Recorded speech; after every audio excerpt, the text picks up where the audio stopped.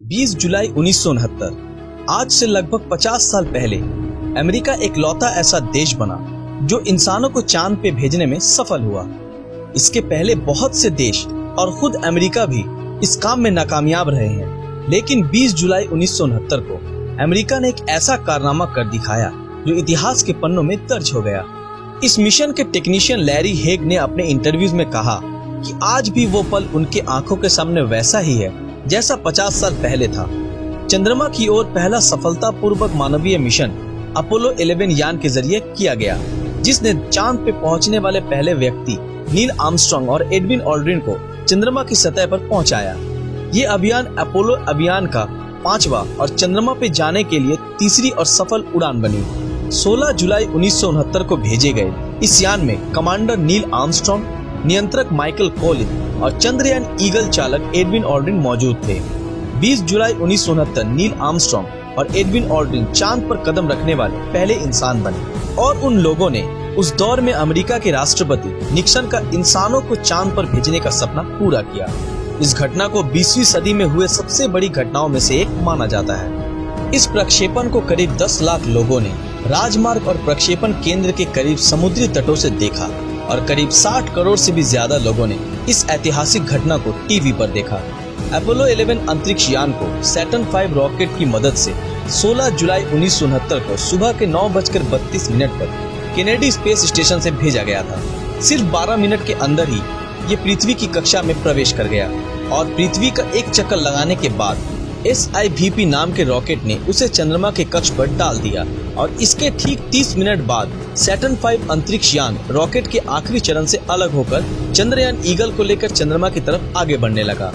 19 जुलाई Apollo 11 चंद्रमा के पीछे वाले हिस्से पे पहुंचा और अपने रॉकेट की सहायता से चंद्रमा की कक्ष में पहुंच गया। चंद्रयान के उतरने के लिए सी ऑफ ट्रैंक्विलिटी को चुना गया क्योंकि ये जगह समतल थी।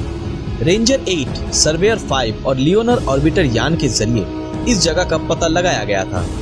20 जुलाई 1969 को चंद्रयान ईगल मुख्य यान कोलंबिया से अलग हो गया। कॉलिंस जॉब अकेले कोलंबिया यान में रहकर ईगल यान का निरीक्षण कर रहे थे ताकि उसे चंद्रमा की सतह पर उतरने में कोई दिक्कत न आए। इसके बाद नील और ऑल्ड्रिन ईगल के जेट डाउन इंजन को स्टार्ट कर चंद्रमा पर उतरने की तैयारी करने लगे।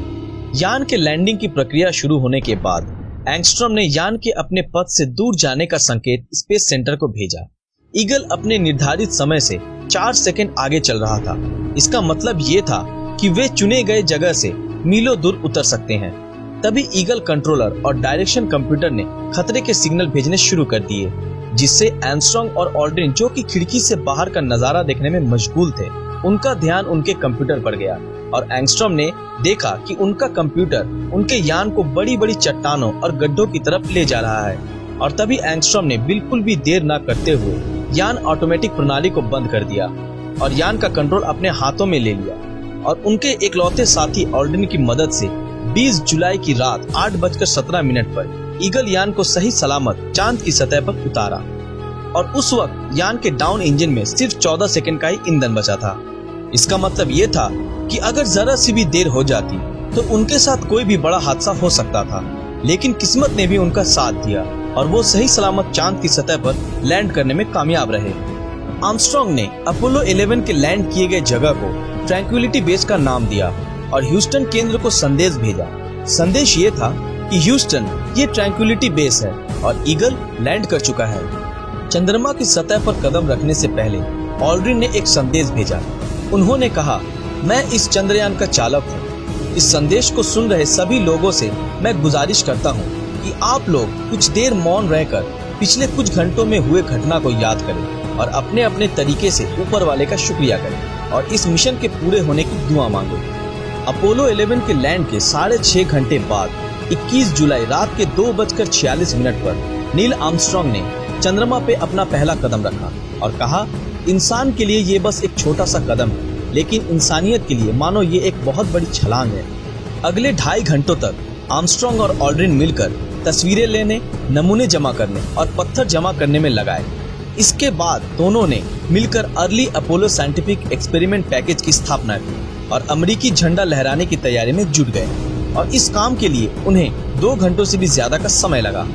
इसके बाद तकनीकी बाधाओं और खराब मौसम के बावजूद चांद की सतह से टीवी पर सीधा प्रसारण शुरू हो गया, जो कि ब्लैक एंड व्हाइट था और जिसे लगभग 60 करोड़ से भी ज्यादा लोगों ने देखा। आर्मस्ट्रांग ने उनके ईगल यान की कुछ तस्वीरें भी ली, जिससे चंद्रमा की सतह पर उतरने के बाद के हालातों की जांच हो सके। इसके बाद उन्होंने धूल और मिट्टी के कुछ और सैंपल भी इकट्ठे कर लिए और टीवी कैमरे से आर्मस्ट्रांग ने चंद्रमा की सतह के चारों ओर के दृश्य भी लिया और इसके बाद दोनों साथ मिलकर कैंगरू की तरह उछलने का मजा लेने लगे। उन्होंने बाद में ये बताया कि वहाँ की मिट्टी काफी फिसलन भरी और एकदम पाउडर की तरह बारीक थी, जिसे उन्हें चलने में काफी दिक्कतें भी आई। उसके बाद दोनों ने मिलकर अमेरिकी झंडा लहराया और अमेरिकी राष्ट्रपति निक्सन से फोन पे बातें की। ऑल्ड्रिन यान में पहले वापस आए। उन लोगों ने बड़ी ही मुश्किल से 22 किलोग्राम सैंपल के बॉक्स और फिल्मों को पुली की मदद से यान में चढ़ाया और आर्मस्ट्रांग उसके बाद यान में पहुंचे। उन्होंने चांद की सतह पर बहुत सारे उपकरण, अमेरिकी झंडा और एक प्लेट जिस पे पृथ्वी का चित्र, यात्री और अमेरिकी राष्ट्रपति का सिग्नेचर और एक वाक्य लिखा था, उसे वहीं पर छोड़ आए। ईगल के कोलंबिया से जुड़ने के बाद पृथ्वी की ओर उनका सफर शुरू हो गया और 24 जुलाई अपोलो 11 पृथ्वी पर सही सलामत लौट आया। यान प्रशांत महासागर में जा गिरा और जिसे यूएसएस हॉर्नेट ने वहां से उठाया। अंतरिक्ष यात्रियों के स्वागत के लिए अमेरिकी राष्ट्रपति निक्सन खुद वहां पे मौजूद थे। उस शाम उनके सम्मान के लिए लॉस एंजलिस में एक पार्टी भी रखी गई, जिसमें अमेरिकी कांग्रेस के कुछ सदस्य, 44 गवर्नर और 83 देशों के राजदूत और भी कई बड़े बड़े लोग मौजूद थे। और इन अंतरिक्ष यात्रियों को अमेरिका का सबसे बड़ा सम्मान प्रेसिडेंशियल मेडल ऑफ फ्रीडम से नवाजा गया और वे रातों रात पूरी दुनिया में मशहूर हो गए। इसके बाद ये यात्री पूरी दुनिया में शांति का संदेश देने के दौरे पर निकल गए और उन्होंने 24 देशों की यात्रा की और करीब 10 करोड़ से भी ज्यादा लोगों ने इन्हें देखा। इनका नाम इतिहास के पन्नों पर स्वर्ण अक्षरों में लिखा जाएगा और हम उम्मीद करते हैं कि जब तक ये दुनिया कायम है, इनका ये कारनामा पूरी दुनिया याद रखेगी। आज के लिए बस इतना ही। आज का ये वीडियो आप लोगों को कैसा लगा, हमें कमेंट में जरूर बताएं। अगर ये वीडियो आप लोगों को अच्छा लगा तो इस वीडियो को लाइक और अपने दोस्तों के साथ शेयर जरूर करें। अगर आप हमारे चैनल पर नए हैं तो हमारे चैनल को सब्सक्राइब करके बेल आइकन ऑन कर दीजिए। तो मिलते हैं आपके साथ अगले वीडियो में और हमेशा की तरह थैंक्स फॉर वॉचिंग।